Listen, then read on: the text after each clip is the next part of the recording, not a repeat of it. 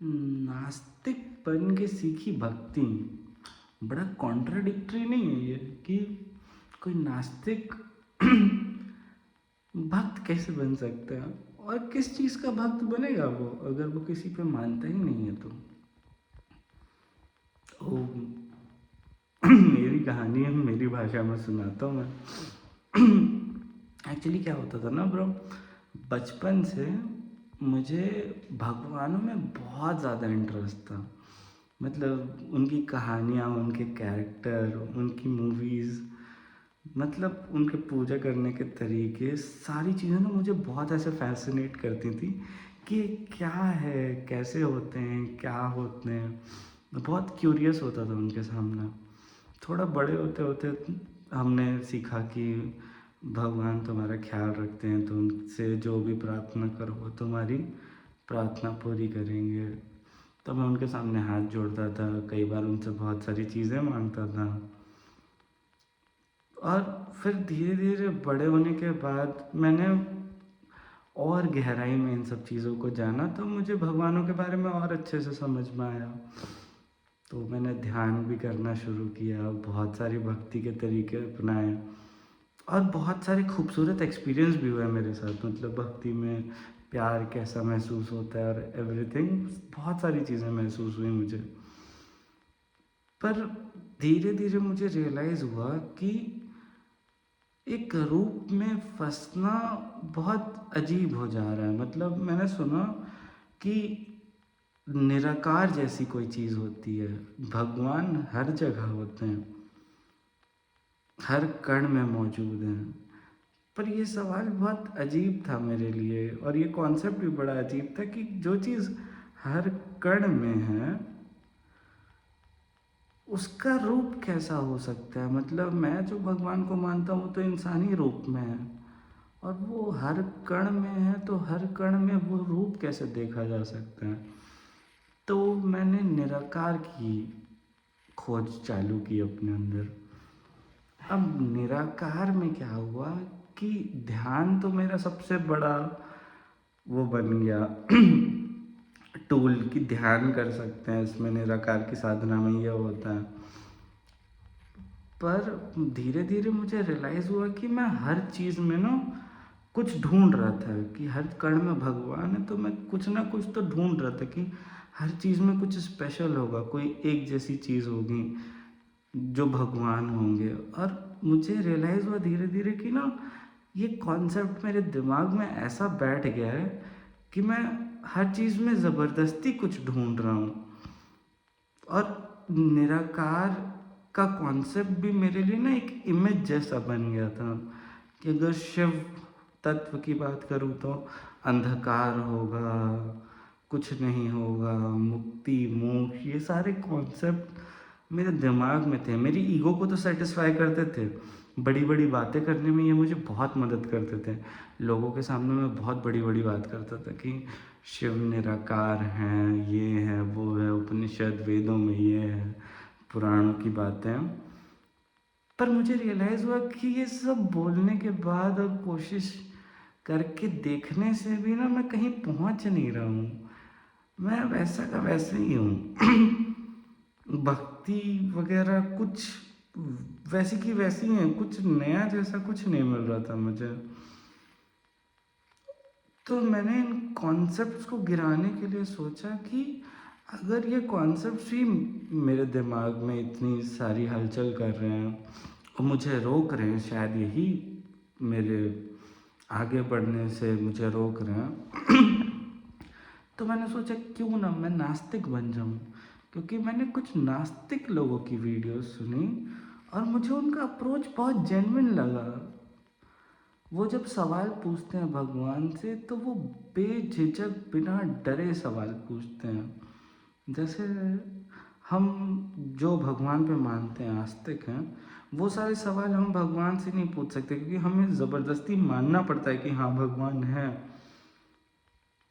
पर वो तो बेझिझक सवाल पूछ सकते हैं, और कहीं ना कहीं वो, मुझे लगता था कि वो भगवान को ज़्यादा अच्छे तरीके से समझ पा रहे हैं, देख पा रहे हैं, और हम बस कॉन्सेप्ट पे फंसे हुए हैं। तो मैंने एक नास्तिकता का अप्रोच शुरू किया। मैंने अपने दिमाग से सारे कॉन्सेप्ट्स हटाए पहले तो, कि भगवान ऐसे होते हैं, शिव का स्वरूप, कृष्ण का स्वरूप, देवी का स्वरूप, जितने भगवान हैं सारे कॉन्सेप्ट्स पहले साइड किए।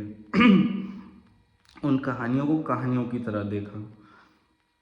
ठीक है। दूसरा कॉन्सेप्ट कि निराकार, मुझे पता ही नहीं है वो क्या है, तो मैंने बोला वो कॉन्सेप्ट तो पहले ही गिरा दो, क्योंकि उस पर तो भरोसा ही नहीं किया जा सकता। मतलब एक तो वो कॉन्सेप्ट भी है और किसी चीज़ को प्रूव भी नहीं करता, तो मैंने तो सबसे पहले उसे गिरा दिया। तो दो चीज़ें तो हट गई मेरी लाइफ से। अब नॉर्मल ज़िंदगी मुझे दिखी। मुझे लगा इस सब में घुसने से ना मेरी भक्ति तो खराब होगी, साथ ही साथ मेरा दिमाग भी खराब हो सकता है, क्योंकि बहुत सारा समय बर्बाद कर सकता हूँ मैं। जो समय भी मैं मुक्ति की ओर जाने में यूज़ कर सकता था, वो समय अब मैं इन सब चीज़ों में बर्बाद कर सकूँगा अपनी। कहीं मेरी ग्रोथ मत रुक जाए, बहुत सारे डर थे। पर मैंने सोचा नहीं यार, एक बार कोशिश करके देखते हैं, अगर कोई चीज़ अच्छी लग रही है, समझ में आ रही है, तो ट्राई करने में कोई हर्ज नहीं है। तो मैंने नास्तिकता अपना ली। अब मेरी ज़िंदगी में ना डर जैसा कुछ नहीं रहा, कि स्वर्ग जाने का डर, नर्क जाने का डर, या मुक्ति पाने का डर, या अगला जन्म होगा। समझ रहे हो, ये सारे कॉन्सेप्ट्स मेरे दिमाग से गिरने लगे। अब मैं कितना ज़्यादा जिंदा महसूस करने लगा, बिना किसी प्रेशर के मैं इस पल को जीने लगा था। और ये चीज़ बहुत मज़ेदार लगने लगी मुझे। पर धीरे धीरे मैंने रियलाइज़ किया कि जैसे एक इंसिडेंट हुआ कि सुबह सुबह मैं सो के उठा और ऐसे ही अपने गार्डन में गया, चाय पीते पीते, है ना, ठंड का मौसम था, तो मुझे सूरज दिखा। सूरज की धूप पड़ी, मैंने बस उसकी तरफ देखा और अपनी आंख बंद कर ली, क्योंकि सूरज से तो आंख चमकती है हमारी, तो हम देख नहीं पाते उसे। तो मैंने बस आंख बंद की। मैंने ठंडी ज़मीन महसूस की अपने पैरों में, सूरज की किरणें महसूस की, बिल्कुल गर्म, वो मेरे पैरों में ठंड महसूस हो रही थी, पर पूरे शरीर को मुझे गर्म कर रहा था सूरज।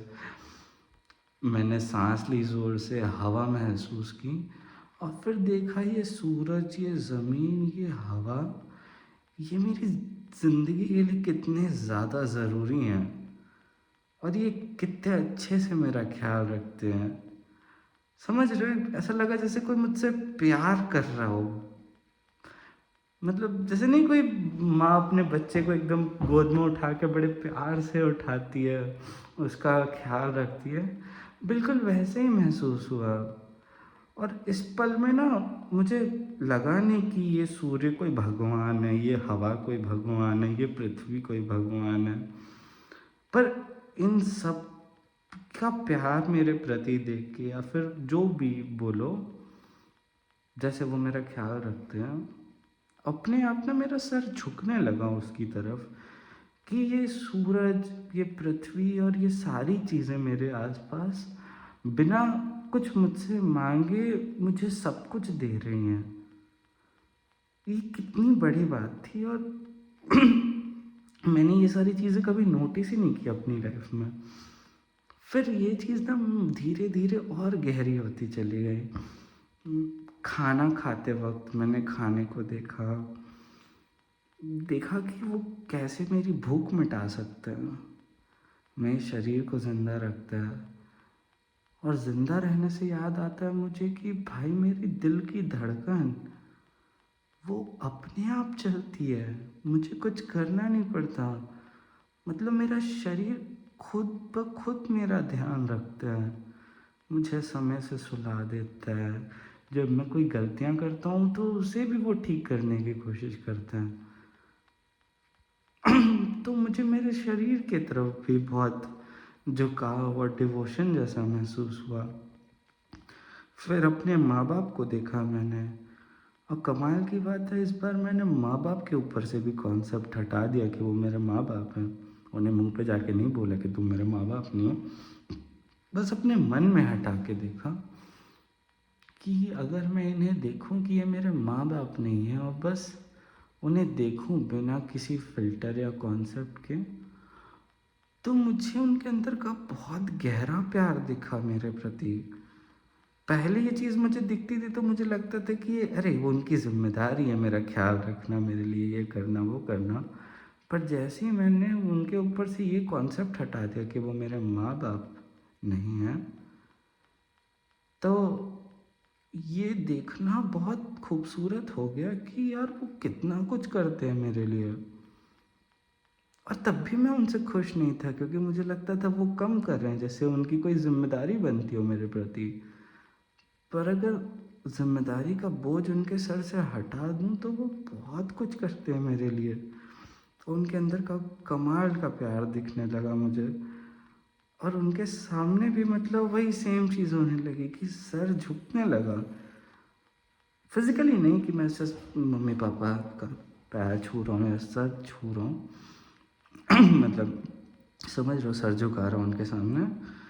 पर ये बिल्कुल ऐसा था कि अंदर से उनके लिए झुकाव बढ़ रहा था। और हर एक चीज़ मेरे आसपास मैंने देखी कि ये घर मेरा कैसे ख्याल रखता है, मेरे कपड़े, मेरा तकिया, मेरा बिस्तर, ये सारी चीज़ें कितनी ज़रूरी हैं मेरे जीवन के लिए। और मैंने इन्हें कभी ध्यान से देखा ही नहीं, और जिसके बारे में नहीं जानता था उसके सामने सर झुका रहा था मैं। और फिर धीरे धीरे मुझे रियलाइज़ हुआ कि हर कण में भगवान वाला कॉन्सेप्ट धीरे धीरे मुझे समझ में आया कि हाँ, किसी चीज़ में ढूंढने की ज़रूरत नहीं होती भगवान को, क्योंकि हर चीज़ बिल्कुल वैसी ही है जैसी है होती है। मतलब अगर तुम सच में देखो तो हर चीज़ बिल्कुल वैसी है जैसी वो है।